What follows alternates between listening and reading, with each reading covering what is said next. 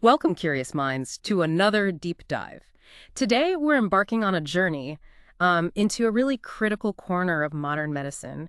It's one that has profoundly impacted patient safety, surgical possibilities even, yet it often remains unseen. We're diving deep into the world of anesthesia, but specifically, we're going to uncover the incredible, often challenging, and frankly, utterly essential history of the nurse anesthetist. It's a truly fascinating story, isn't it? I mean, this role, it's been central to modern healthcare right from its very beginnings, and often battling for recognition despite their undeniable contributions. We'll be tracing their journey from, well, the dawn of anesthesia right through to their modern professional standing. It really reveals how their persistence shaped healthcare as we know it today. Exactly. Our mission today is to truly grasp the history, the challenges, the triumphs, and the tireless dedication that built this vital profession. We'll be drawing from some really rich historical accounts, in-depth analyses too, to give you a comprehensive understanding of this field. We want to illuminate why this history is so important, what it all means for us today.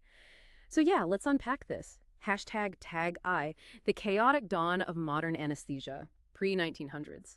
You might imagine the discovery of modern anesthesia was this clear-cut, single moment, a sudden flash of genius that changed everything. But here's where the story gets really intriguing.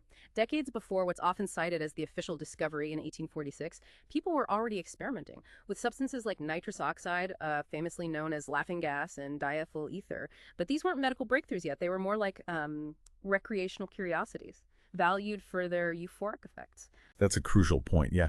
As early as the late 18th century, pioneering English scientists like Joseph Priestley and Humphrey Davy were experimenting on themselves. They even held informal parties where they'd inhale these substances.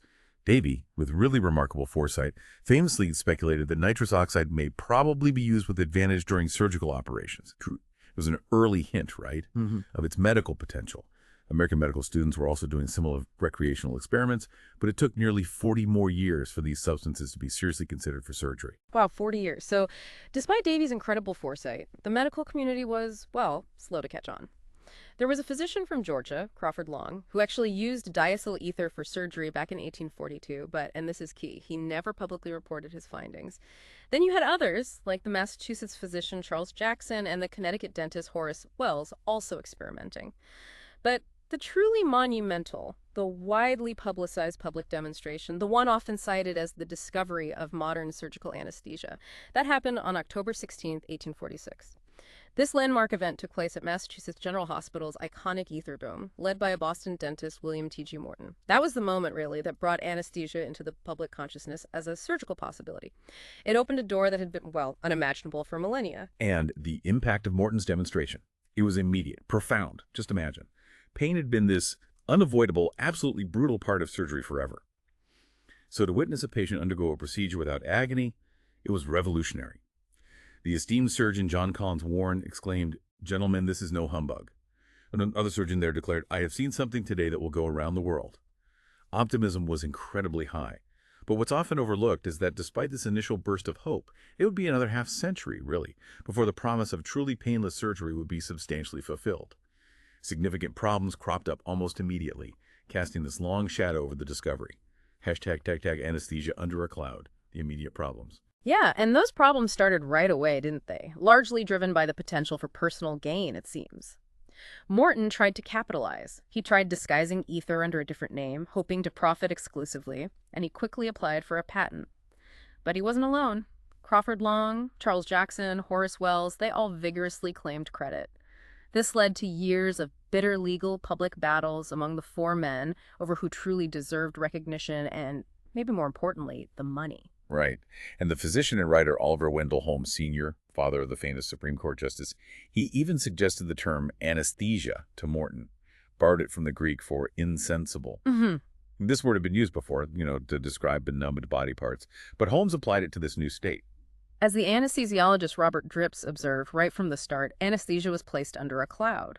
Because of these contentious origins, the commercial squabbles, it really hindered its immediate development. Hashtag tag the period of the failed promise, carelessness, and disinterest. And beyond the legal and financial stuff, 19th century anesthesia was deeply problematic in ways that directly affected patients. Careless anesthetists were, well, rampant. That led to devastating outcomes, especially given the high infection rates back then. This carelessness, plus a general lack of medical interest in anesthesia as a specialty, it really delayed any real progress for decades. Yeah, the historian Ira Gunn called this the period of the failed promise. It's quite striking. Physicians at the time, they showed very little interest in anesthesia as a standalone medical specialty. They simply couldn't make a living providing it anywhere outside the major cities. Made it economically unattractive.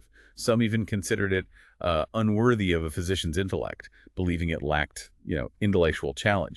This widespread disinterest meant a critical part of surgery was just left largely unattended. So if physicians weren't interested and it wasn't a recognized specialty who was actually providing anesthesia, the reality is it was pretty much anyone. Students, nurses, newly graduated physicians, specialists in other fields, and even custodians were called upon to be etherizers. Virginia S. Thatcher, a prominent historian in this field, she famously summed it up.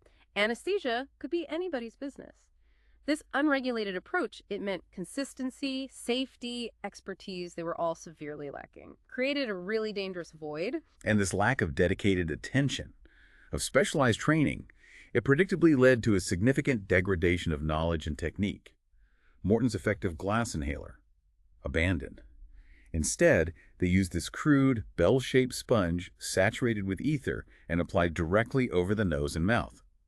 Not surprisingly, this primitive technique frequently led to ethopneumonia. Chloroform, discovered in 1847, also caused rapid deaths, yet its use persisted. As one physician lamented back in 1859, most of the fatal cases can be traced to a careless administration of the remedy. It paints a really clear picture of just how dangerous and unregulated the practice truly was. Hashtag, a shocking reality, Harvey Cushing's account. To really grasp the level of carelessness, the sheer danger that was rampant during this period, you need to hear this chilling 1894 account. It's from Harvey Cushing, who would go on to found neurosurgery. As a Harvard medical student, he was simply called down from the seats and sent in a little side room with a patient and an orderly and told to put the patient to sleep. No patient history, no assessment, just a nurse giving a hypodermic. Cushing himself knew nothing about the patient. Nothing. Cushing described an interminable time for the patient to go to sleep with constant gagging. Then, in Cushing's own words, quote, a sudden great gush of fluid from the patient's mouth, most of which was inhaled, and he died. Cushing was horrified, assumed he'd killed the patient, but the reaction from those around him was, well, truly shocking. No one paid the slightest attention to me. I was told it was nothing at all, that I had nothing to do with the man's death, that he had a strangulated hernia and had been vomiting all night anyway, and that sort of thing happened frequently, and I had better forget about and go on with the medical school. Cushing, of course, never forgot, and this horrific experience, which was apparently common, it finally made surgeons appreciate the critical need for professional anesthetists. Yeah, that horrific reality, highlighting the dangerous void, finally made surgeons appreciate the need for truly professional anesthetists. Virginia Thatcher defined this urgent need. She listed very specific criteria. They needed someone satisfied with the subordinate role, someone who would make anesthesia their one absorbing interest, someone who would not look on the situation, to watch and learn from the surgeon's technique, someone willing to accept the comparatively low pay, and critically, someone with the natural aptitude and intelligence to develop a high level of skill. These weren't casual requirements, right? They demanded a specific mindset, real dedication. Exactly. And that list from Thatcher really highlights the crucial void that existed in medicine at the time.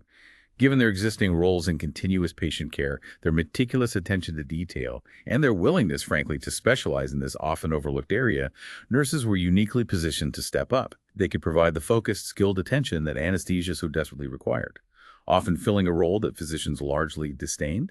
This really set the stage for their indispensable contributions. Okay, so with this immense unmet need, who really stepped into the breach? As you said, it was nurses. The Civil War, with its desperate demand for medical care, provided the very first documented opportunities for nurses to assume anesthetic duties. A truly pivotal moment in their history. While specific evidence is, well, a bit scant, the accounts we do have are powerful. They're indicative of their early, often unheralded contributions. Indeed. One report mentions a Mrs. Harris at Gettysburg, described as bringing chloroform and stimulants right to the front lines, although her exact nursing status is a little unclear. Another, more explicit account speaks of an unnamed nurse in attendance administering chloroform to a Union soldier. These are powerful glimpses, right? Painting a picture of nurses right there on the front lines, literally providing life-saving care under the most harrowing conditions. But the most convincing, the most compelling account, it comes from Catherine S. Lawrence, a Union Army nurse. In her 175-page autobiography, she explicitly recorded administering chloroform. She detailed her duties at a hospital outside Washington, D.C. during and after the Second Battle of Bull Run in 1863. And she clearly recognized the significance of her work. She rejoiced that the time has arrived that our American nurses are being trained for positions so important. A skillful nurse is as important as a skillful physician. That's a powerful, very early statement of their undeniable value and the critical evolving role nurses were playing right in the heart of medical care. Hashtag check civilian hospitals and the rise of sisters. Right, and after the Civil War, this practice, nurses providing anesthesia, it gradually expanded into civilian hospitals, particularly as the country underwent its westward expansion. Catholic sisters, who were instrumental in establishing hospitals across the frontier, began practicing anesthesia, often taught the basics by surgeons themselves. Sister Mary Bernard at St. Vincent's Hospital in Erie, Pennsylvania back in 1877, she's the earliest known documented example. And this practice spread quickly. Between 1860 and 1900, surgeons throughout the Midwest widely adopted this approach, training both sisters and secular nurses to administer ether. The Franciscan sisters, especially at St. John's Hospital in Springfield, Illinois, were particularly successful. They prepared nurse anesthetists and sent them out to other Midwestern hospitals. A remarkable example is Sister Mary Erdhart. She went all the way to Hawaii in 1886 and administered anesthesia on Maui for an incredible 42 years. Just imagine the impact she had in such a remote place. Hashtag the pioneering Mayo Clinic experience, Alice Magaw. Now, if you want a truly fascinating story about how nurses didn't just fill a gap, but actually revolutionized anesthesia, elevated its practice, we have to talk about the Mayo Clinic. It started back in the summer of 1883 after this devastating tornado hit Rochester, Minnesota. Mother Alfred, a superior of the Sisters of St. Francis, visited Dr. W. W. Mayo, proposing they build a hospital. Dr. Mayo thought the town was too small, but Mother Alfred quietly overruled him, promising sister financing if he'd take charge. St. Mary's Hospital, later the world-renowned Mayo Clinic, opened and rapidly expanded, defying the low reputation hospitals generally had then due to poor anesthesia and deadly infections. And the Mayo brothers, William Sr., William Jr., and Charles, they won international acclaim for their pioneering surgical techniques. Crucially, they were acutely aware of anesthesia's dangers. Unlike many East Coast colleagues, they quickly embraced the open-drop method of ether when it arrived from Germany. They were also truly unusual, maybe even unique, in their decision to employ a permanent, full-time anesthetist, and that anesthetist was a nurse. In other hospitals, remember, anesthetizing was typically just one of many duties assigned to interns. So why? Why would these internationally acclaimed surgeons entrust such a critical job to a nurse? Initially, you said, it was out of sheer necessity. They had no interns. But even when interns arrived, the Mayo brothers made a conscious decision. They decided a nurse was better suited to the task because she was more likely to keep her mind on it. Whereas interns were naturally more interested in watching the surgeon. Nurses literally won their admiration by consistently improving anesthesia care, demonstrating the singular focus on the patient's anesthetic state. Which brings us to the remarkable Alice Magaw. She was so skilled, apparently, she could discuss 101 details as to signs of sufficient anesthesia and ways of recognizing and preventing impending disaster. Just incredible detail. Magaw, along with her brilliant pupil Florence Henderson, meticulously refined and strongly advocated for the precise dripping of ether technique. This method, unlike the crude applications we saw elsewhere, demanded incredible vigilance and careful attention to detail.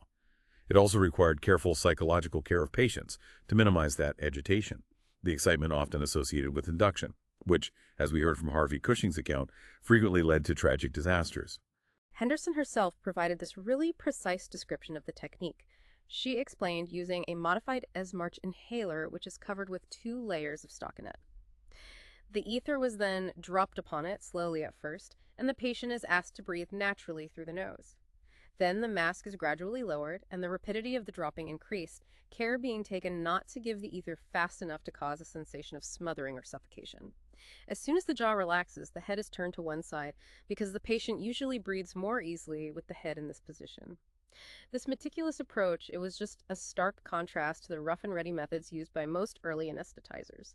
It highlights a level of intentionality, of precision that was revolutionary. Absolutely. Nancy Harris and Joan Hunziker Dean, who investigated Florence Henderson's work, they concluded that through a delicate balance of interpersonal skills and technical expertise, she was able to essentially eliminate the excitement phase associated with the induction of ether anesthesia and consistently used a fraction of the usual dose. This was truly groundbreaking. They further stated that Henderson demonstrated to all who observed that the administration of ether anesthesia could be elevated to an art form. This wasn't just a technical improvement. It was a transformation of a chaotic, dangerous procedure into a refined, almost artistic practice. And the results of this meticulous approach by Magaw and Henderson were astounding, almost unbelievable for the time.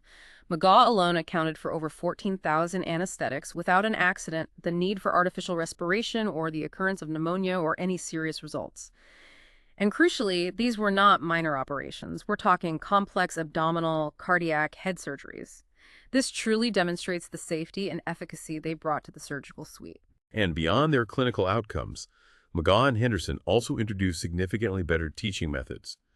While early anesthesia education was often just on-the-spot training of any person available, right?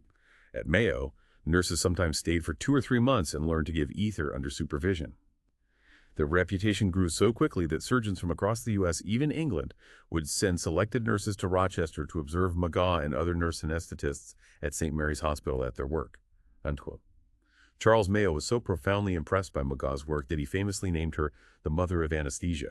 And to this day, the American Association of Nurse Anesthetists, the AAN, confers an award named for Alice Magaw. What's truly remarkable here is how the practical needs of the Mayo brothers, combined with the unparalleled dedication, the meticulousness, the pioneering spirit of nurses like Magaw and Henderson, not only filled a desperate void, but actually elevated anesthesia. Elevated it from a chaotic, dangerous sideline to a refined, incredibly safe, highly effective medical practice. They truly laid the groundwork for modern anesthesia. Hashtag Tag 3. The Great War and the Rise of Formalized Education. WWI 1930s. Hashtag Tag World War I, a pivotal role. So, just as nurse anesthesia was establishing its critical value, refining its practice, the world plunged into the chaos of World War I. During this period, nurse anesthetists played a huge, though often unquantified, role. They distinguished themselves immensely. Their involvement began even before the U.S. officially entered the war in 1917. Right. When America entered the war, the Army Nurse Corps grew rapidly to meet the immense demands. While specific numbers for nurse anesthetists are unknown, they were notably credited with introducing nitrous oxygen anesthesia, and critically, teaching its administration to both English and French forces. As a direct result of their superior performance, both the Army and Navy sent nurses for specialized anesthesia training for the very first time, recognizing their indispensable skill. Yeah, and the accounts from those who served, they really bring this period to life. Nurse anesthetists like Mary J. Roach Stevenson described spending countless hours etherizing wounded soldiers as they arrived in ceaseless streams for days at a time after battles. Just relentless work. We also hear about individuals like Nell Bryant from the Mayo Clinic, the sole nurse anesthetist at Base Hospital number 26, working with chloroform and ether under incredibly challenging conditions, often with a poor understanding of shock, primitive oxygen administration techniques. Despite these limitations, their work was vital. And another remarkable figure was Ann Penland, a nurse anesthetist with the Presbyterian Hospital of New York unit. She had the distinct honor of being the very first U.S. nurse anesthetist to officially go to the British front. Her expertise, her dedication, were so impressive that she won the complete confidence of British medical officers, leading them to train their own nurses in anesthesia. This ultimately relieved more than 100 physicians for other critical duties. Penland herself became an instructor for these British nurses at American Base Hospital number 2, directly influencing the expansion of nurse anesthesia on a global scale. The impact was just undeniable. Frank Brooks, commenting in the Bulletin of the American College of Surgeons, explicitly stated, "The First World War demonstrated beyond any question the value of the nurse anesthetist." Clear as day. George Crowell even speculated that if the Great War had gone on another year, the British Army would have adopted the nurse anesthetist right in the middle of the war. That's a huge testament to their effectiveness. Looking back much later, after World War II, Lieutenant Colonel Catherine Ball's crediting nurse anesthetists for the astonishing fact that 92% of battle-wounded who reached Army hospitals alive were saved. That highlights the immense life-saving contributions of nurse anesthetists throughout wartime. Hashtag the proliferation of nurse anesthetists in formal education. The war definitely underscored the urgent need for skilled anesthetists, and it simultaneously spurred the formalization of their education.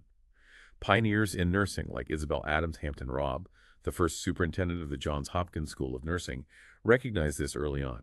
As early as 1893, Robb included a chapter titled The Administration of Anesthetics in her seminal textbook, Nursing, Its Principles and Practices for Hospital and Private Use. That was a crucial early acknowledgement within formal education. hmm And by 1917, Johns Hopkins Hospital, recognizing the superior quality of anesthesia performed by nurse anesthetists, made a big move. They officially gave nurse anesthetists full responsibility for surgical anesthesia within the hospital, and importantly, established a formal training program under Mrs. Oliveberger. Postgraduate programs specifically for nurse anesthetists began to emerge rapidly across the country. St. Vincent's Hospital in Portland, Oregon opened the very first such program in 1909. Others soon followed in Springfield, New York City, Brooklyn. And some undergraduate nursing curricula also began offering anesthesia as a specialized option. Hashtag the Lakeside Experience and Agatha Hodgins' vision for education. Central to this formalization of education was Agatha Hodgins, a Canadian nurse. She joined Lakeside Hospital in Cleveland in 1900, and by 1908 was chosen by Dr. George Cryle to be his personal anesthetist. Together, Hodgins and Cryle truly pioneered the use of nitrous oxide-oxygen anesthesia. They even proved its superiority over ether for trauma cases during WWI. But Hodgins' primary interest, her real driving force, was education. Lakeside Hospital, much like the Mayo Clinic, received numerous requests for anesthetist training from both physicians and nurses.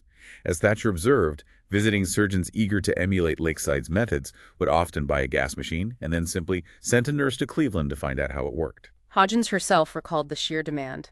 The number of applicants increased so rapidly that we felt some stabilizing of work necessary, and the matter of a postgraduate school in anesthesia presented itself. So, responding directly to this overwhelming need, she took action. In 1915, she opened a school for nurse anesthetists right there at Lakeside Hospital, a critical moment for structured education. Now, while the Lakeside School wasn't technically the very first formal postgraduate program that undergoes to St. Vincent's in Portland, it is uniquely significant because it's the only program for which original records still exist. These records are invaluable. They detail specific admission requirements, comprehensive clinical and didactic components, tuition fees, even the granting of diplomas. This program had a huge impact, directly prompting the establishment of 54 similar programs at major hospitals nationwide. This proliferation truly formalized and professionalized nurse anesthesia education, transforming it into a scientifically based discipline. #STAG/V. Battles for recognition and organization. Early 1900s, 1950s. So nurse anesthetists seem to be on the verge of national acceptance, right? Integrated into healthcare, proving their value on the battlefield and pioneering hospitals. But just as their professional standing was solidifying, a new kind of challenge emerged, one that would really define their path for decades. In 1912, a New York attorney published this derisive article, The Case Against the Nurse Anesthetist, asserting that anesthesia was, by law, exclusively the practice of medicine. And that article set a truly vitriolic tone. He even admonished self-respecting nurses to turn their attention to other matters, perhaps urinalysis. The condescension. That level of dismissal, published long before many physicians even chose to specialize in anesthesia, it clearly presaged the sustained efforts to legislate or litigate nurse anesthetists out of existence. It marked the beginning of a concerted campaign. And one physician, Francis Hoover McMakin from Cincinnati, he took this crusade to heart. Starting around 1911, he embarked on this relentless mission to claim anesthesia solely for physicians. He specifically targeted the high-profile Lakeside School run by Agatha Hodgins and its renowned surgeon George Cryle. He alleged anesthesia was unequivocally medical practice, petitioned the Ohio Medical Board. He considered Ohio a pivotal state in the national fight. And this pressure from McMakin, it had immediate consequences. In 1916, the Ohio Medical Board claimed only registered physicians could administer anesthesia, ordered the Lakeside Hospital School of Nursing to cease its program entirely or risk losing accreditation. Dr. Crindle, not wanting to jeopardize the school, he complied while awaiting a crucial hearing in 1917. At that hearing, Crindle argued eloquently that Lakeside was merely following the lead of other major clinics, like Mayo. His arguments were compelling. He successfully persuaded the board to lift its order, allowing him to reinstitute his nurse anesthesia program and continue using nurse anesthetists. And to further protect them, solidify their legal standing, Dr. Crindle took another critical step. In 1919, along with other supporting physicians, he introduced a bill into the Ohio legislature to legalize the administration of anesthetics by nurses. This bill included an important amendment. Nothing in the bill shall be construed to apply to or prohibit in any way the administration of an anesthetic by a registered nurse under the direction of and in the immediate presence of a licensed physician, provided they had taken a prescribed course. This specific language, physician supervision, introduced here, it would become a recurring and hotly debated concept in future legal and regulatory discussions. It was kind of a double-edged sword, right? Offering legal recognition, but also setting a precedent for external control. Hashtag tag tag key legal battles protecting the practice. Right, and these legal challenges, unfortunately, they quickly spread beyond Ohio. In 1916, the Louisville, Kentucky Society of Anesthetists passed a resolution declaring only physicians should administer anesthesia. The state's attorney general agreed, and the Kentucky State Medical Association declared it unethical for physicians to use non-physician anesthetists. This hostile environment prompted surgeon Louis Frank and his nurse anesthetist, Margaret Hatfield, to take a bold step. They sued the Kentucky State Medical Association. They initially lost in lower court, but on appeal in 1917, they achieved a landmark victory. Judge Hurt of the Kentucky Court of Appeals not only confirmed the fundamental right of nurses to administer anesthesia, but also clearly stated that state licensure was primarily intended to protect consumers, not professionals. That was a crucial distinction. Yeah, affirming the public good over professional gatekeeping.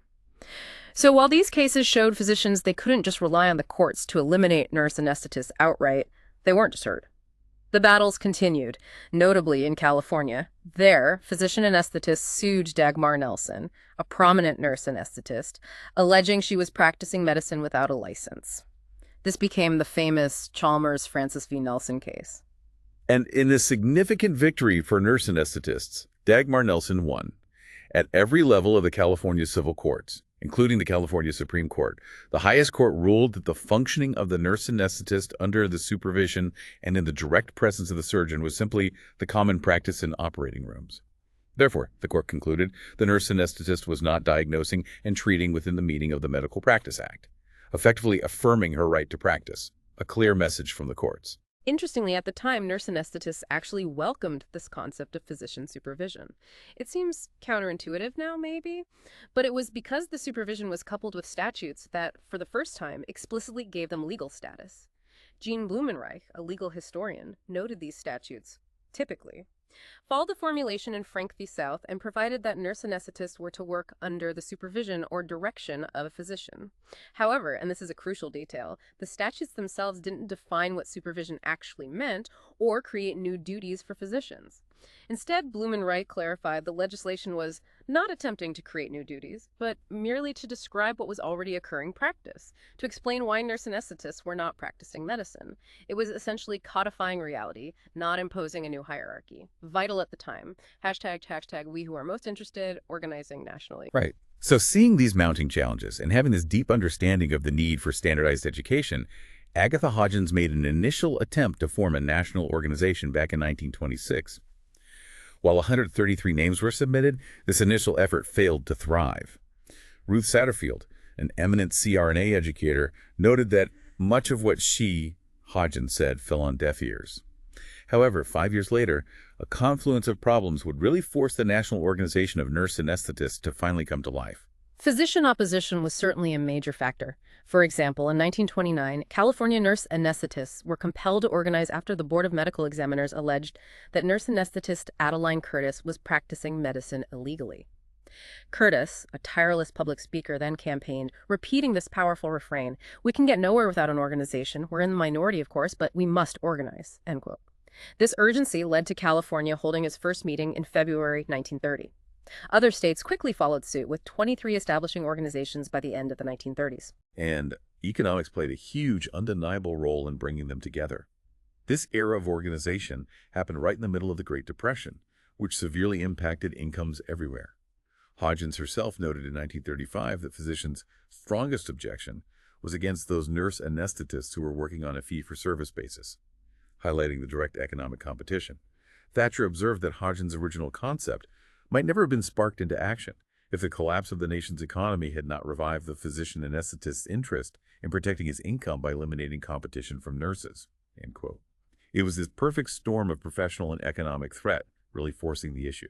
But the most profound, the most deeply personal motivation for Agatha Hodgins, the driving force behind her persistence, was the poor and inconsistent state of anesthesia education. In 1931, while Adeline Curtis was embroiled in that legal dispute in California, Hodgins wrote to her stating simply and powerfully, "My chief interest is in education." So facing rising physician opposition, deteriorating economic conditions, and this urgent, pressing need to reform and standardize education all compounding each other, Hodgins bravely tried again, and this time she succeeded. The National Association of Nurse Anesthetists, NA, was officially born on June 17, 1931. Its name later changed to the American Association of Nurse Anesthetists from 12 states, a testament to the growing demand for organization. And right away, the new association set its sights on a foundational goal: improving the quality of anesthesia by significantly raising educational standards. The new president wrote to Marie Louis at the American Nurses Association, articulating this vision. It is because of the increasing number of nurses interested and growing realization of difficulties existing because of insufficient knowledge that we who are most interested are taking the steps to ensure our ability to define and help maintain the status of the educated nurse anesthetist. An education committee was promptly formed, chaired by Helen Lamb. This committee diligently crafted recommended curriculum standards for schools and progressively ratcheted them up, first in 1935, again in 1936, steadily raising the bar. Initially, the fledgling association was, well, quite weak. Few members, little financial power to really push its education reform agenda. During this challenging period, Agatha Hodgins suffered a heart attack and, for all practical purposes, stepped back as the administrative leader. Gertrude Fife then took over the day-to-day affairs, and it became clear to her and to Helen Lamb on the Education Committee that the problems they faced were so big that an alliance with a more influential professional association would be absolutely required. Forming an alliance was inherently problematic, right? Divergent interests could easily collide, trust would be tested, the small, newly organized NANA would have to fight to maintain its independence while simultaneously getting much-needed support. According to historian Rosemary Stevens, the AAA made overtures to the American Board of Anesthesiology, ABA, in 1938, which might have enabled the two movements to combine. However, at that time, the ADA was itself struggling to emerge from under the wing of surgery as its own specialty, and consequently, the nurses were summarily rejected. This rejection forced them to look elsewhere. So instead, with vital guidance and support from the American Hospital Association, Gertrude Fife and Helen Lamb meticulously planned the ANA's first major meeting in Milwaukee in 1933. They also crafted this highly centralized organizational structure designed to efficiently address the association's growing concerns, building membership, arranging programs, revising bylaws, and most importantly, launching the association's educational program. This comprehensive approach laid the foundation for a truly professional body. And membership in this new organization was designed to be a privilege, a distinct mark of professional distinction. The bylaws were quite stringent. An active member had to have graduated from an accredited nursing school, passed the state board exam, maintained an active license, and importantly, for applicants before 1934, they had to have engaged for not less than 3 years in the practice, and must be so engaged at the time of making application. As membership rapidly surpassed 2,500, the association began a comprehensive survey of schools, using on-site surveyors to evaluate courses. An anesthesia records committee was formed, and an official bulletin, the Bulletin of the American Association of Nurse Anesthetists, was implemented. These strides clearly demonstrated the profession had truly left its infancy. Unfortunately, just as this progress was solidifying, World War II erupted, momentarily stalling further advancements. #V, Wartime Contributions and Post-War Challenges, WWII 1950s. #, World War II distinguishing themselves again. So, when World War II began, the momentum the ANA had built was briefly stalled, but nurse anesthetists once again distinguished themselves, served with unparalleled dedication at home and in all theaters of operations. Their contributions were, again, just heroic. Take the remarkable story of Mildred Irene Clark, for instance. Originally from North Carolina, she was on assignment as a nurse anesthetist at Schofield Barracks Hospital in Hawaii when Pearl Harbor was struck, thrust right into the heart of the conflict. Clark was among the active duty nurse anesthetists who quickly set up educational programs to prepare additional nurse anesthetists to meet the overwhelming demand.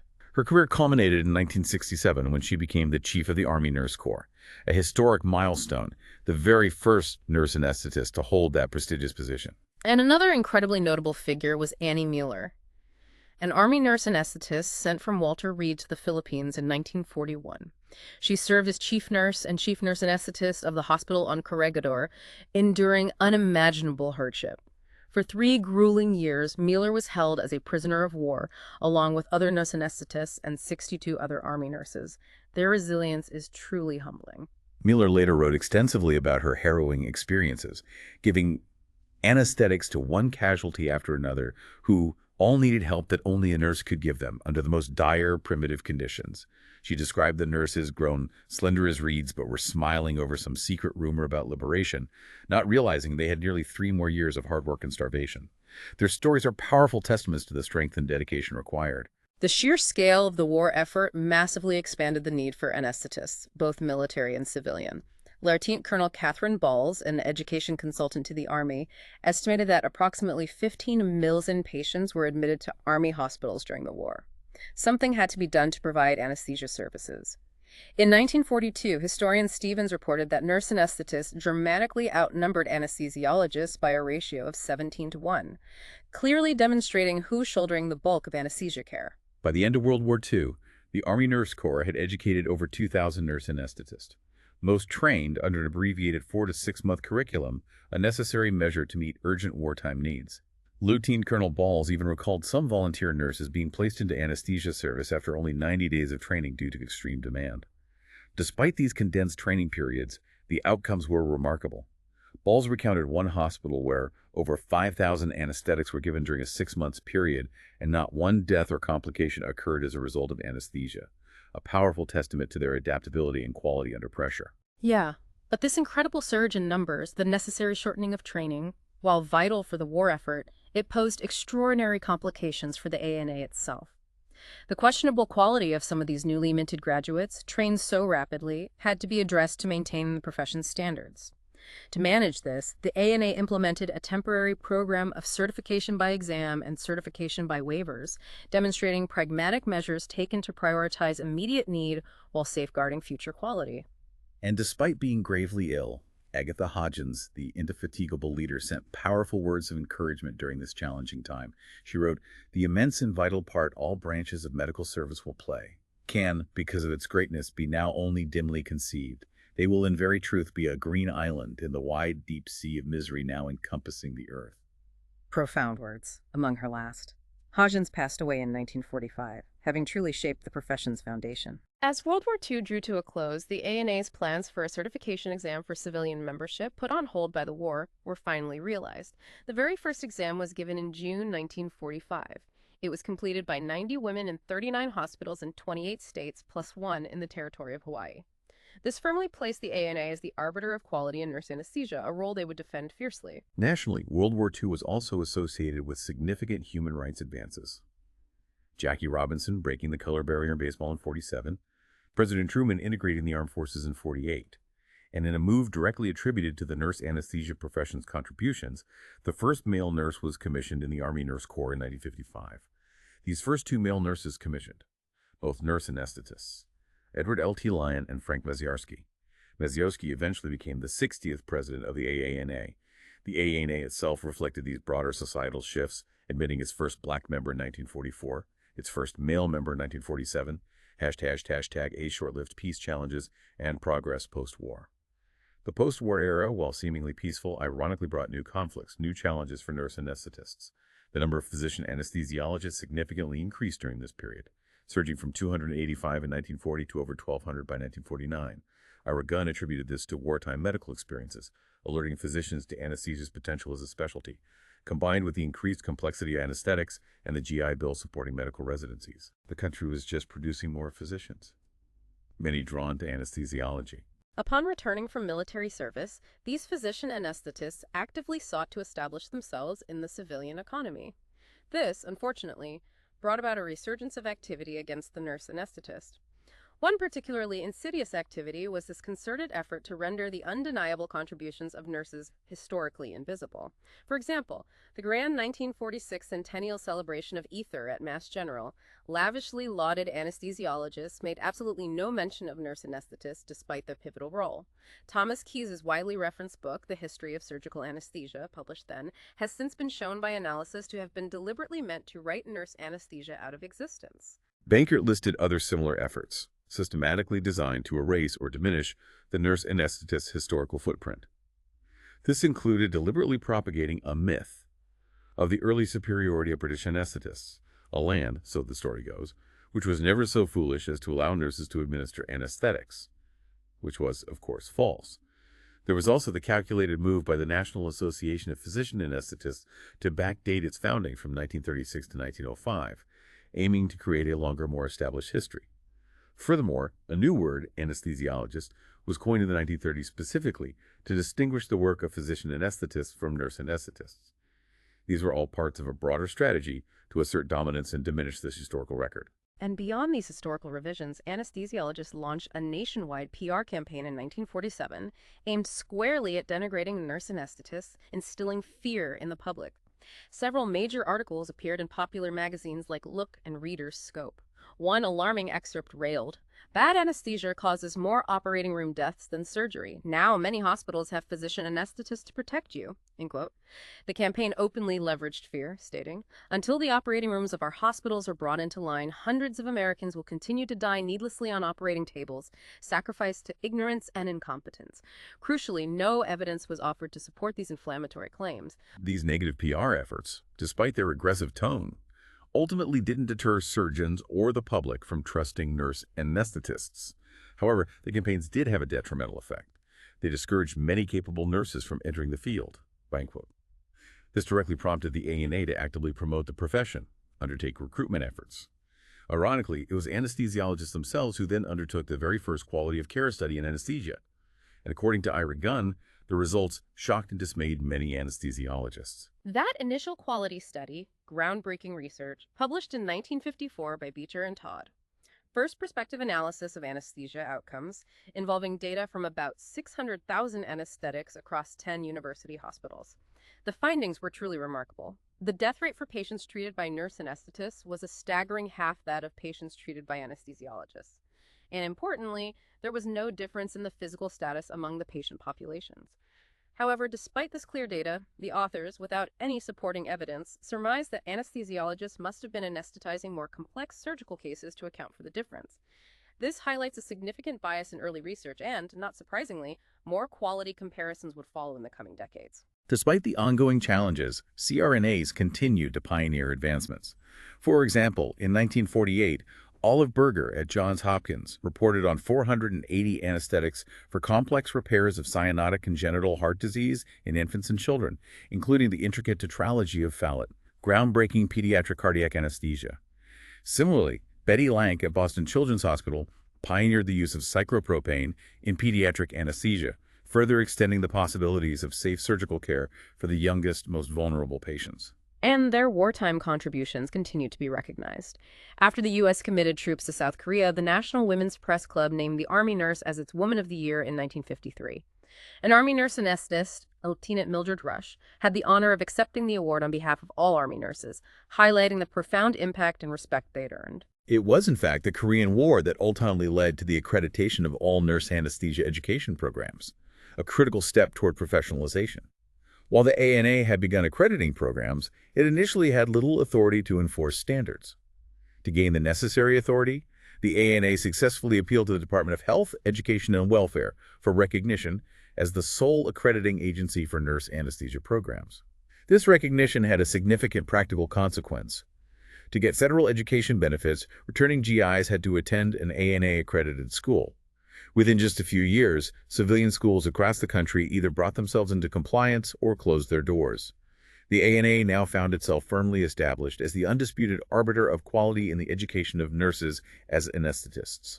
Okay, so moving into the 1960s, the ANA had clearly evolved into a much more fully fledged professional organization, largely under the influential leadership of its very first full-time executive director, Florence McQuillan, hired back in 1948. Her presence marked a new era of stability, strategic growth. Right. John Lundy, chairman of anesthesiology at Mayo Clinic, worked closely with McQuillan and held her in such high regard he called her the best-read person on the literature of anesthesia. That's high praise. Her leadership was so effective that in 1965, she was named Association Executive of the Year by the prestigious journal Hospital Management, a clear testament to her exceptional organizational capabilities. Just during McQuillan's tenure, ANA membership soared, eventually exceeding 10,000 people. All 50 states had affiliated associations. Members also approved the beginnings of a continuing education program. The 1960s itself was a major transitional period for everyone in healthcare. The U.S. extended critical coverage to the elderly and poor through the landmark introduction of Medicare and Medicaid in '65. These new programs, by vastly expanding access, led to a massive increase in demand for healthcare providers. Educational programs, including for nurse anesthetists, expanded accordingly. This period of growth, however, wasn't entirely harmonious. Ira Gunn recounted that anesthesiologists held meetings to define the future. While some sought an all-physician specialty, others, recognizing the reality on the ground, knew such a goal was unattainable. Because nurse anesthetists were providing the majority of anesthesia care in the United States. To resolve the ongoing manpower issue, some advocated supporting nurse anesthesia programs, while others proposed a different model. A second practitioner based on a physician assistant model, which, crucially, anesthesiologists could directly control, reflecting a desire to maintain hierarchy and control. The nationwide expansion of anesthesia, the increasing demand for providers, eventually prompted a critical shift towards communication between anesthesiologists and CRNAs. This was a challenging step, as since 1947, an American Society of Anesthesiologists, ASA, by law, had explicitly precluded anesthesiologists from even communicating with the AANA, an institutional wall, effectively. However, ASA President Albert Becher, recognizing the undeniable reality of present and projected personnel needs in 1963, initiated efforts to establish relations. A crack in the wall born of necessity. In 1964, the ASA and ANNA officially established a liaison committee, meeting twice a year. Florence McQuillan, for the AANA, clearly articulated their objectives: no interference with the progress of educational programs, and a curbing of anti-nurse anesthetist activity and publicity. After 3 years, a joint statement was published advocating continued close liaisons for enhancing the quality and quantity of available personnel, for advancing educational opportunities, for determining ethical relationships, and for the overall improvement of patient care. C.R. Stevens, a notable anesthesiologist, commented that while progress has not been rapid, he believed the dialogue has enhanced understanding. This dialogue, though slow, foreshadowed future struggles. Hashtag the 1970s reorganization and legal recognition. The 1970s brought greater federal scrutiny of rising healthcare costs. In 1974, the U.S. Commissioner of Education revised criteria for nationally recognized accrediting agencies. The new criteria aimed to protect the public's interests by completely separating the professional obligations of an association from its proprietary concerns. This meant the AANA, long considered the arbiter of quality, had to fundamentally give up its roles in accrediting programs and certifying graduates' roles it had nourished and cherished since 1931. A massive reorganization was needed. A monumental undertaking, truly. In 1975, largely through the diligent work of key figures like Ira Gunn, Ruth Satterfield, Mary Cavagnaro, and Ed Caleta, autonomous councils were successfully established and formally granted the accrediting and certifying functions. This transition, however, also presented another opportunity for the ASA proposed a Faculty of Nurse Anesthesia schools to replace the ANA's accrediting role.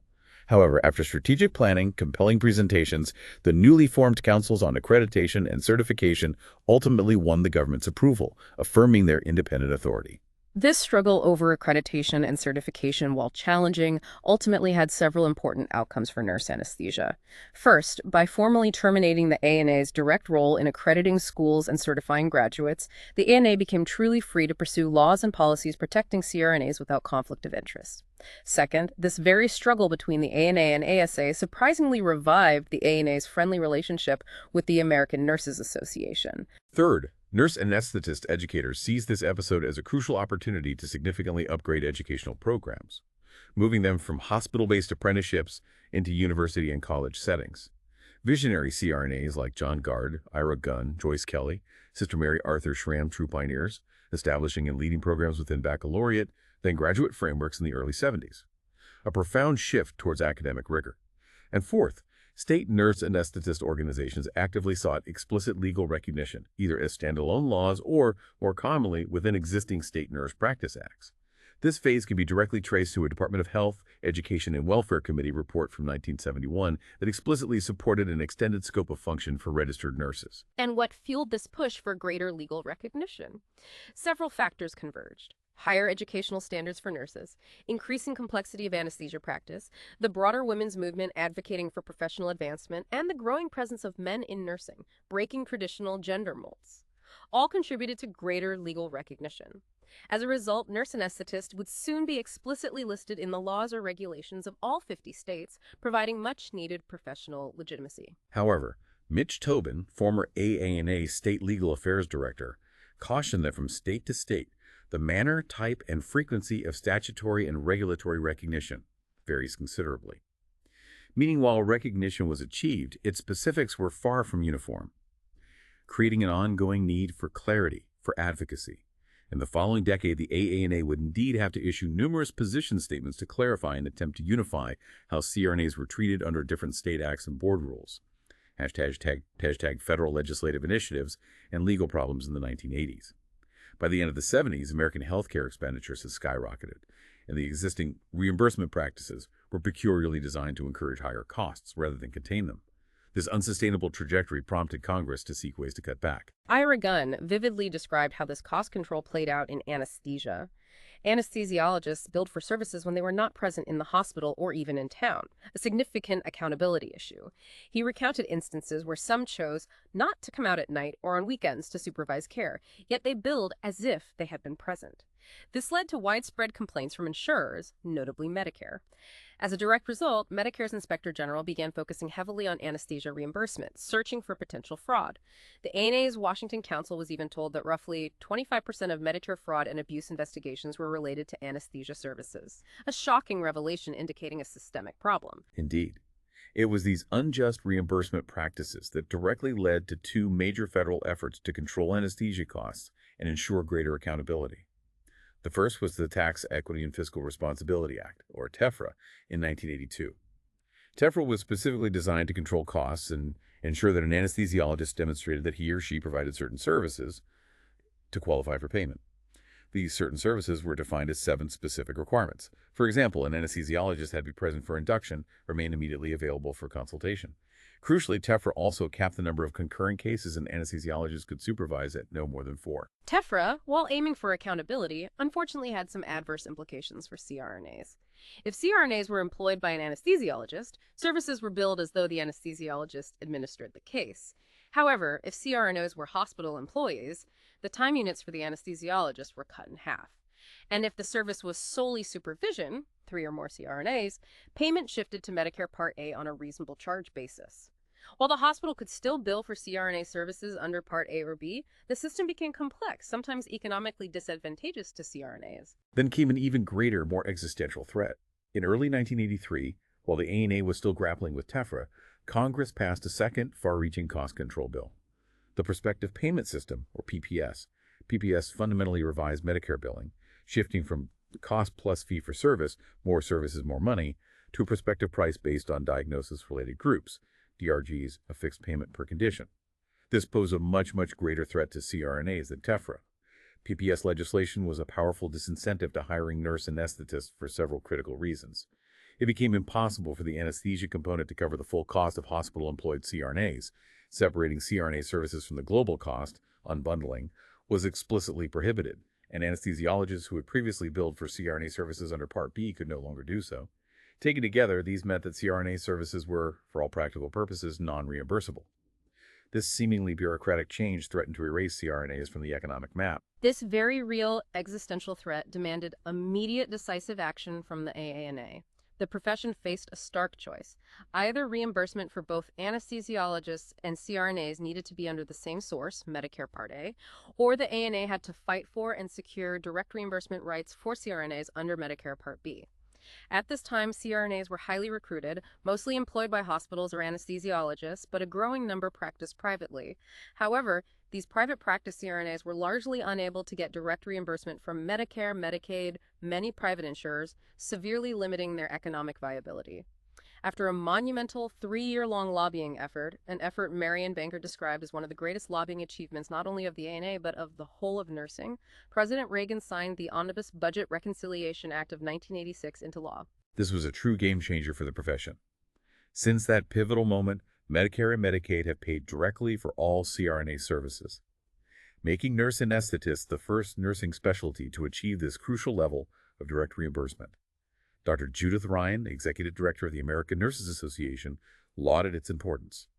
The American Association of Nurse Anesthetists' achievement is a singular, notable contribution to identification and payment of the nurse as a provider of care and nursing services as covered health benefits. This legislative victory not only secured the economic future of nurse anesthetists, but set a groundbreaking precedent for all advanced practice nurses. # non-legislative legal problems, liability, and antitrust.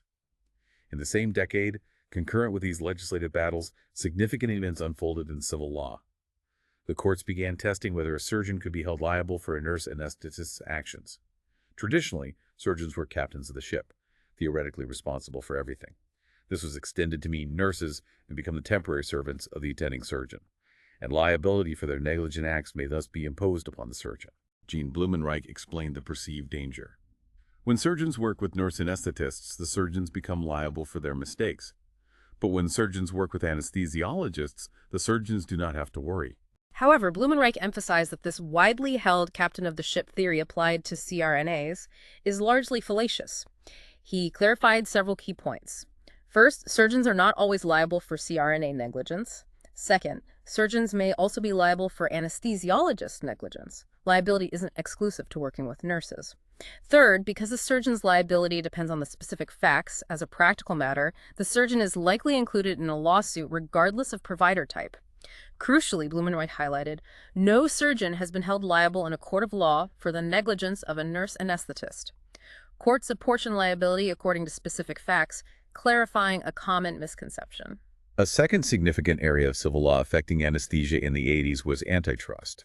Nurse anesthetists, like other professionals, are subject to these laws, but critically they can also use those laws when alleging others conspired to illegally restrict CRNA practice or competition. 4 key cases vividly illustrate this, establishing CRNAs as legitimate economic competitors: Ban v. NME Hospitals, Olds v. St. Peter's, Hyde v. Jefferson Parish, and M&A v. Alina. Let's start with Ban v. NME Hospitals in '85. Vinud Ban, a CRNA, sued his hospital in California after being terminated and replaced by anesthesiologists. Defendants argued Ban, as a nurse, didn't compete legally with physicians. Ban initially lost because the hospital lacked sufficient market share to restrain competition. But a crucial appellate ruling determined CRNAs had standing to sue anesthesiologists as competitors, a significant legal precedent. Blumenreich said Ban gave CRNAs protections of the antitrust laws, making it so hospitals could not boycott nurse anesthetists with long-lasting results. The Olds v. St. Peter's Community Hospital case in '88 also marked a significant victory. Tyford Olds, a CRNA, had his privileges terminated after the hospital granted an exclusive contract to anesthesiologists. Olds ultimately won because the verdict hinged on St. Peter's having enough market share to exert a monopoly. By awarding that exclusive contract, the hospital damaged competition. Demonstrated hospitals couldn't grant exclusive contracts if it stifled legitimate competition from CRNAs. Then there's Hyde v. Jefferson Parish in '83, a different angle but major implications. An anesthesiologist, Dr. Hyde, sued a hospital for denying privileges due to an exclusive contract with another anesthesiology group. Dr. Hyde claimed patients had no choice but to use the hospital's exclusive group. Interestingly, the ASA filed an amicus curiae brief, friend of the court, supporting Dr. Hyde, opposing exclusive contracts linking it to quality of care. The Supreme Court ultimately ruled unanimously in favor of the hospital's right to award an exclusive contract. While this might seem like a loss for competition, a crucial footnote stated, there has been no showing that nurse anesthetists provide a lesser quality of care. A profound validation for the ANA. Blumenreich concluded the ANA achieved its goal here, even though not a direct party. Ira Gunn, noted Hyde, alerted the AANA to the need to revitalize its public relations program, continue its watch for attempts to discredit CRNAs. A signal the fight for recognition was ongoing. Finally, Minnesota Association of Nurse Anesthetists, MANA, v. Alina Health System Corps in 2002. MNA sued a hospital group and its anesthesiologists for restriction of trade and fraudulent billing. CRNAs involved had been forced out, then allowed back only under restrictive, lower-paying conditions. Simultaneously, anesthesiologists allegedly billed for supervising CRNAs without actually fulfilling TEFRA requirements, a direct accusation of billing fraud. This case got significant support. CRNAs nationwide donated at least $2.5 million. While the antitrust part was ultimately dismissed, the fraudulent billing led to a substantial $10 million out-of-court settlement in favor of M&A. Brian Thorson, M&A and later ANA president during this 10-year case, offered a stark caution. Never be afraid to stand up to injustice. With that in mind, the opposition will be extremely well-funded, and it's difficult to topple organized medicine. A powerful, realistic assessment. Hashtag CRNA achievements of the 1980s beyond the courts. Despite the intense, often draining legal battles consuming attention in the 80s, other important areas advanced significantly, showing the profession's resilience, forward momentum. For example, liability insurance, first offered by outside brokers in '74, skillfully brought in-house when the ANA bought the Glenn Nyhan agency in '88. Renamed A+A, now ANA Insurance, this agency has provided steady, affordable, reliable insurance to CRNAs since '88. A critical step, ensuring CRNAs weren't subject to outside companies, some controlled by physicians with competing interests. Another remarkable achievement, the ANA Education and Research Foundation, established 1981, later renamed ANA Foundation in '95. This foundation has enjoyed enormous support from the CRNA community. A current report lists its contributions, scholarships, grants, poster presentations, fellowships, health policy research totaling over $4.2 million given to 3,800 individuals. Highlights the profession's deep commitment to advancing its knowledge base, supporting future generations, truly building for the long term. And we cannot discuss the achievements of this era without remembering the truly extraordinary Goldie Brangman. September 1958, Harlem Hospital, New York City. Brangman was called to take over at the head of an OR table by her mentor, Helen Mayer, an anesthesiologist. Brangman recalled simply, "Dr. Mayer stood up, and I sat down." The patient, none other than Dr. Martin Luther King Jr., stabbed while autographing his first book. Thanks to skilled care, King lived another 10 critically important years, profoundly changing history. Goldie Brangman's role is a powerful testament. Goldie Brangman herself lived to the remarkable age of 104, left an indelible legacy. She spent 38 years as director of the Harlem Hospital School of Nurse Anesthesia, educating and astonishing at least 700 to 750 students. The school is particularly remarkable, trailblazing for its time, openly admitted blacks, men, or students from foreign countries, fostering a truly diverse, inclusive environment. Brangman vividly recalled communal dinners each weekend, trying different foods representing diverse ethnic backgrounds, creating a strong sense of community. Beyond her direct impact on education, between '67 and '73, Goldie Brangman ascended through the ANA hierarchy, becoming president in 1974.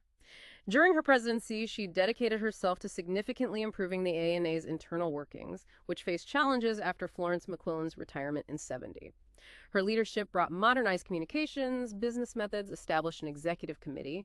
The ANA annual meeting expanded with lectures, refresher courses, streamlined communications with written reports. Under Brangman's visionary leadership, members even voted to stop holding the annual meeting with the American Hospital Association, a clear sign of increasing corporate and professional maturity, independence. Brangman was fundamentally an educator, extended opportunities to many who, because of race or gender, might not have been admitted elsewhere.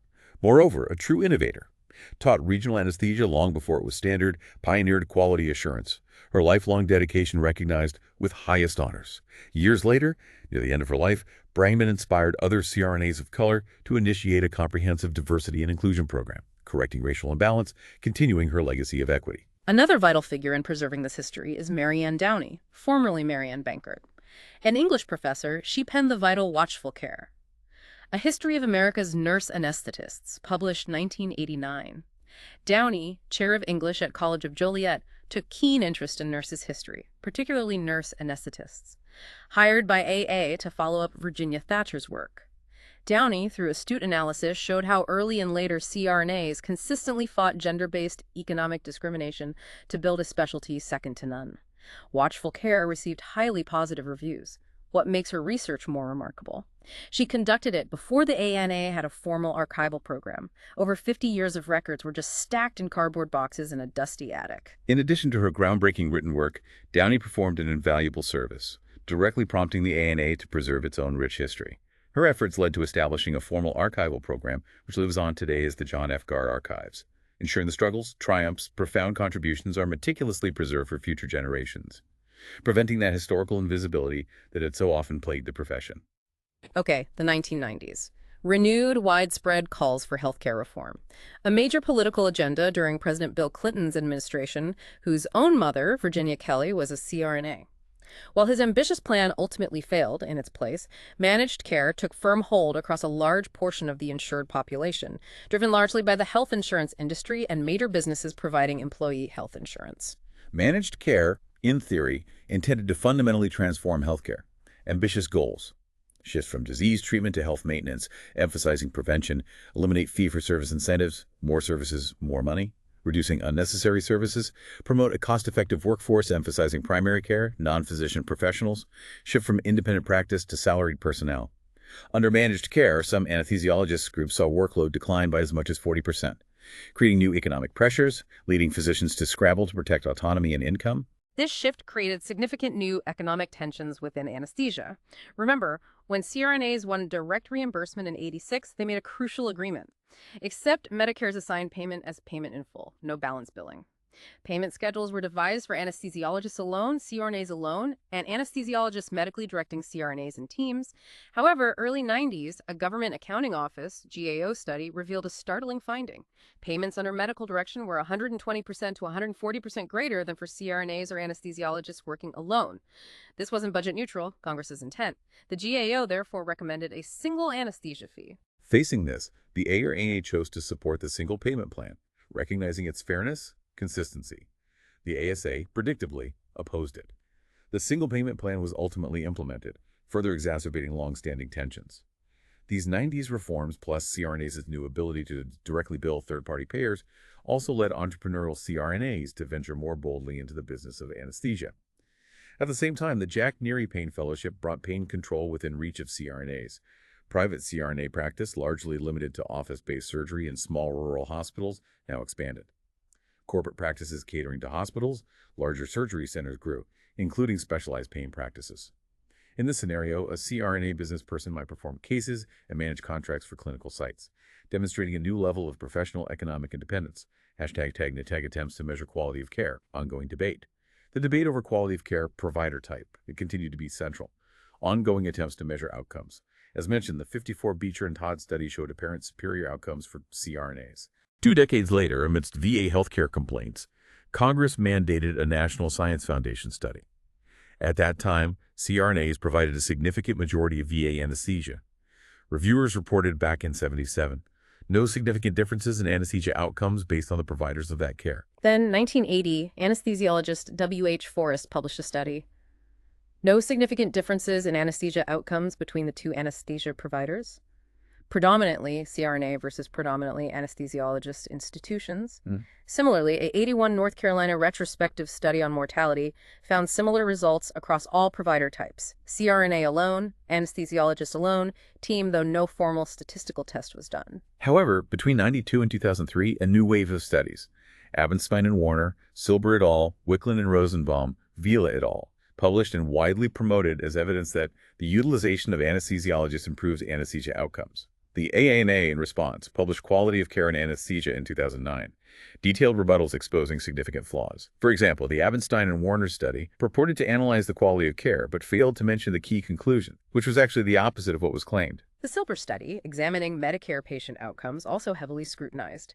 Analysts concluded these data weren't specific to anesthesia staffing, and the type of anesthesia provider does not appear to be a significant factor. This study was even reportedly declined by both the Journal of the American Medical Association and the New England Journal of Medicine, raising serious questions about quality, validity. The timing of Silber's publication was seen as particularly politically motivated. Published in the midst of the controversy over the Healthcare Financing Administration's, HCFA's, proposal to remove the physician supervision requirement, AANA reviewers concluded the timing in the ASA's own journal was politically motivated to influence HCFA. However, HCFA ultimately dismissed all claims made, deeming it irrelevant to their policy decision. Similarly, the Vila study, comparing outcomes in ambulatory surgery centers versus office ORs, common independent CRNA setting, claimed higher risks in offices but does not specifically mention CRNAs.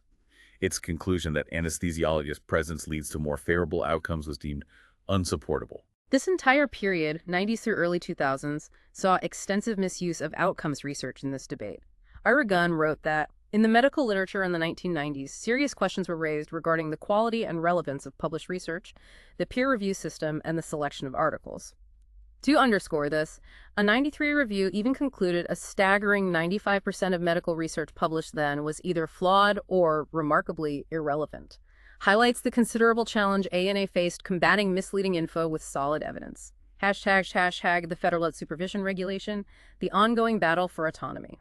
Which brings us to the Federal Supervision Regulation, a persistent flashpoint recurring battleground for nurse anesthetists. As past President Larry Hornsby described it, a message from the grave from Alice Magaw noted that in the 1890s at Mayo, physicians oversaw nurse anesthesia in a general way, meaning Magaw and Henderson were largely on their own, practicing with considerable autonomy. The 1919 Ohio legislation, sought by Dr. Creel, codified supervision but also, importantly, legitimized nurse anesthesia in law for the first time. Supervision had this dual nature, enabling and potentially restricting. In the 80s, however, as anesthesiologist numbers tripled, competition dramatically increased, supervision became a new springboard for new attacks. H. Ketchum Morrell, then ASA president, wrote in '85 that the operating surgeon, who purports to provide medical direction of the nurse in the absence of an anesthesiologist, carries a high risk of exposure for the acts of the nurse. Well, this statement, creating imagined liability among surgeons, unfortunately caused an unknown number to opt for anesthesiologists over CRNAs, simply out of fear of perceived legal exposure. Blumenreich noted, "No subject has received more of my attention than this crisis of imagined liability." For CRNAs, removing this supervision requirement from Medicare rules was an obvious critical remedy. It would impact practice in every state, freeing them from this externally imposed liability concern. From '94 to 2001, HCFA, Healthcare Financing Administration, and ANA actively tried, introducing legislation, deploying grassroots campaigns. But it went nowhere. Then, December '97, HCFA proposed eliminating physician supervision of CRNAs in its hospital conditions of participation. Nursing organizations supported it strongly, but medical opposition, especially ASA, was fierce. Nullifying legislation proposed, safety studies called for, delay tactics, public relations campaigns deployed, the controversial Silber study claims invoked again. March 2000, HCFA, after extensive review, issued a crucial ruling. CRNAs could practice without physician supervision. Significantly, in its ruling, HCFA formally deemed the Silber study irrelevant to policymaking, a huge victory. However, the rule wasn't implemented until the final days of the Clinton administration. Incoming Bush administration placed a moratorium on late-term regulations. Then, November 2001, due to vigorous and costly lobbying by the ASA, the Bush administration allowed political favoritism to prevail over rigorous policymaking, restored the earlier supervision rule, a significant setback for CRNA autonomy. However, the final rule contained a critical escape clause, allowing state governors to opt out of the federal supervision requirement.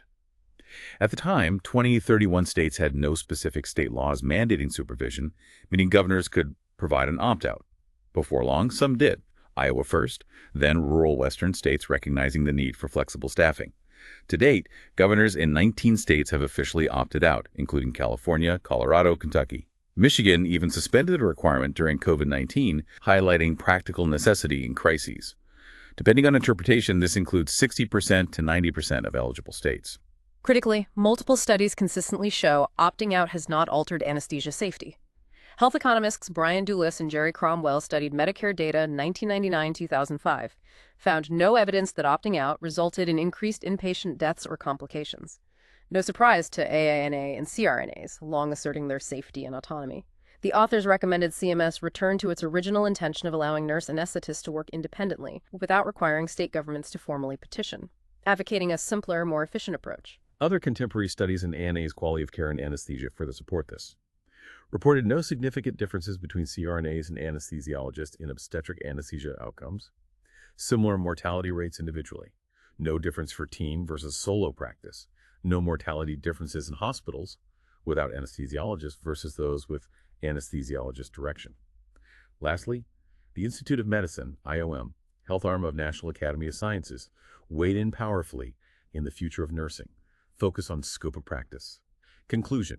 It is time to eliminate the outdated regulations and organizational and cultural barriers that limit the ability of nurses to practice to the full extent of their education, training, and competence. Urged, scope of practice regulations in all states should reflect the full extent of each profession's education and training, advocating seamless, affordable, quality care via interprofessional collaboration. Hashtag doctoral preparation of nurse anesthetists achieved. reflecting this powerful push for nurses to practice to their full extent. Improving academic credentials for CRNA educators and graduates has always been absolutely central to the professional association's goals, a consistent drive for excellence. Schools of anesthesia underwent profound evolution, transforming from hospital apprenticeships into robust, degree-granting institutions. Fulfilling the vision of early leaders for comprehensive university education, this move into academia required meticulous planning, identifying school locations, determining characteristics of best institutions, agreeing on curricula, inspecting schools, developing approval processes. Helen Lamb, key figure, envisioned the bright future this upward trend might bring, writing in 1936 that schools should seek university affiliation, which should eventually result in broadened facilities, both practical and cultural. Building on this, starting mid-80s, AANA and Council on Accreditation, COA, meticulously assessed the need for practice-oriented doctoral degrees, specifically for nurse anesthetists, a significant step raising the academic bar. Then, June 2005, AANA Board convened an invitational summit to discuss interests, concerns around doctoral preparation. Following that, a task force formed charged with developing options. Final report presented April 2007. June 2007, the board unanimously adopted the groundbreaking position, supporting doctoral education for entry into practice by 2025. This commitment swiftly followed by concrete requirement. October 2009, Council on Accreditation adopted a pivotal position. COA will not consider any new master's degree programs for accreditation beyond 2015, and critically, mandated that students accepted into an accredited program on January 1, 2022, and thereafter must graduate with doctoral degrees. Monumental shift. Became official part of standards of accreditation, basis for drafting new, higher standards for clinical doctorate programs, fundamentally transforming the educational landscape. #had the changing face of nurse anesthesia diversity and inclusion. The professions also made significant strides in diversity inclusion. 2007, President Terry Wicks recognized persistently low visibility of minority CRNAs. Despite Goldie Brangman's pioneering work, time as ANA president, overall percentage of black CRNAs remained below 10%, very few in leadership roles, state or national, a clear call to action. Responding to this critical need, Walina Gould and Regina Daniels-McKinney collaboratively implemented a wide-ranging diversity and inclusion effort within AAA. Comprehensive initiative included vital components: mentorship for aspiring candidates, sustained support for students and faculty from underrepresented backgrounds. Goldie Brangman herself, near end of life, commented this diversification was a profound pleasure to behold, adding with characteristic wisdom, it builds a better AAAA. Her endorsement underscored the vital importance, #military anesthesia today. CRNAs continue playing an absolutely vital, often heroic role in U.S. military, deploying to trouble spots worldwide, serving on front lines. Also work within Department of Health and Human Services for U.S. Public Health Service, the VA. Incredibly versatile, fulfilling more than just clinical duties. Today's military, they're leaders, often soldiers on the line, demonstrating immense courage, adaptability. Indeed, bravery, well documented. Major Steve McCauley, Krypton Mitchell-Bailey earned Bronze Star nominations for courage in Iraq. Major Jeffrey Roos earned Bronze Star for life-saving efforts during Operation Anaconda in Afghanistan. And in a widely reported event, a CRNA prominently in news for extricating PVT, Jessica Lynch, from a hospital in Iraq, testament to critical roles in combat zones. In a crucial policy change reflecting advanced capabilities, Navy CRNAs now considered licensed independent practitioners, LIPs, by the Joint Commission. This designation allows global sourcing. CRNAs used interchangeably with anesthesiologists based on skill, seniority, availability, optimizing deployment. Always the de facto pattern, but defining as LIPs formally brought practice into TJC compliance. Policy officially changed in 2000 to reflect reality. CRNAs very often deploy alone, capably make independent clinical decisions affecting anesthetic management. Recognition as LIPs has had significant positive impact on Navy morale. As of this writing, all billets filled. Naval CRNA retention at impressive 100%, underscoring value of professional autonomy, recognition, International Federation of Nurse Anesthetists, IFNA. The impact extends far beyond national borders, truly global. The International Federation of Nurse Anesthetists, IFNA, powerful coalition of national associations, affiliate member of International Council of Nurses, prestigious designation as nursing partner of World Health Organization, significant voice on world stage. IFNA represents over 50,000 nurse anesthetists worldwide. Growing organizations, members in developed and developing countries. First organizational meetings of 28, 11 countries admitted as charter members 89. To date, 36 member countries, demonstrating impressive global reach. IFNA holds World Congress every 2 years, hosted by different member country. Forum for International Collaboration Knowledge Exchange. IFNA, instrumental in developing, promoting international standards for education, practice, patient monitoring, comprehensive code of ethics worldwide. Since 2010, also had anesthesia approval process for entry-level programs, offering 3 levels: registration, recognition, accreditation. Overarching goal: encourage programs globally to comply with IFNA educational standards via approval process that considers cultural, national, regional differences. Ensuring quality while respecting diverse contexts. ### progress in anesthesia. A legacy of safety and advancement. Since the 1890s, nurse anesthetists have directly facilitated modern surgery's advancement in profound ways. Their expertise, particularly with ether, made possible the very first successful intracranial, thoracic, adult, and pediatric complex trauma operations. Without their dedicated skill, many groundbreaking interventions wouldn't have been feasible. Nurse anesthetists also consistently elevated anesthesia education quality for nurses, implementing certification, recertification by exam, accreditation of schools, mandatory continuing education, progressively higher degree standards, ensuring highly qualified workforce. Progress attributable to CRNAs occurred in numerous other areas, too. ANA Foundation actively supports hundreds of recent, ongoing CRNA-led research projects. Strong commitment to evidence-based practice innovation. Projects span wide range: basic applied sciences, clinical anesthesia, education, healthcare economics. Perhaps one of the most significant recent changes: public awareness. For decades, CRNA is aptly described as the best-kept secret in healthcare, but during COVID-19, truly at forefront of battle, frequently appearing in media, gaining much-deserved visibility for critical work, marked change from prior anonymity. So to summarize their enduring impact, the incredible journey we've explored: nurses recruited into anesthesia by surgeons late 19th century out of sheer necessity. Inexpert administration resulted in unacceptable morbidity mortality. Civil War provided earliest documented use, became growing trend. By 1890s, nurse anesthesia, spreading from Midwest Catholic hospitals to coasts, demonstrably made anesthesia safer, directly facilitated surgery's dramatic advancement. Before 20th century, nurse anesthetists provided gratuitous training, opened first hospital-based program 1909. WWI significantly reduced combat-related surgical mortality morbidity, proved indispensable value. By 1920, well-established, widely accepted. This foundational success led nurses forming National Organization 1931 became AANA, dedicated to advancing education, patient safety, implemented crucial firsts: annual meetings, monthly bulletin, professional journal. 1945, first certification exam implemented, standardizing quality. Result of mid-century war service, earned officer status, men gained right to join military nurse corps, opening door for diversity. When military demanded ANA certifications, civilian hospitals followed suit, cementing ANA's role as quality arbiter. By 50s, actively working with surgeons, engineers, pioneering anesthesia machinery, ventilators, advancing pediatric cardiovascular surgery anesthesia, accreditation fully achieved. Second half 20th century marked by closer, increasingly complex involvement with government. As Medicare paid larger proportion, government exerted increasing control over services, cost. Federal dollars allocated for nursing education, government exerted measure of control over accreditation. Result: independent councils on accreditation, certification, recertification, public interest evolved, maturing professional structure. 60s, 70s, state governments modernized nurse practice acts for new advanced practice subspecialties. CRNAs actively participated, though long predated others. Then, 80s, 90s brought intense governmental efforts to reform healthcare. Focus on extending services while containing costs. Quality of care became central. CRNAs consistently proved what's shown 50 years earlier. Outcomes no worse, often perhaps better when CRNA administers. For CRNAs, constant vigilance, strong presence in federal state government centers became essential due to sweeping policy changes, ongoing challenges. This relentless progress over many decades resulted in an extraordinary, well-documented record of patient safety. CRNAs actively undertook hundreds of clinical, scientific, health policy research projects, not just to further professional public understanding, but continuously improve patient outcomes.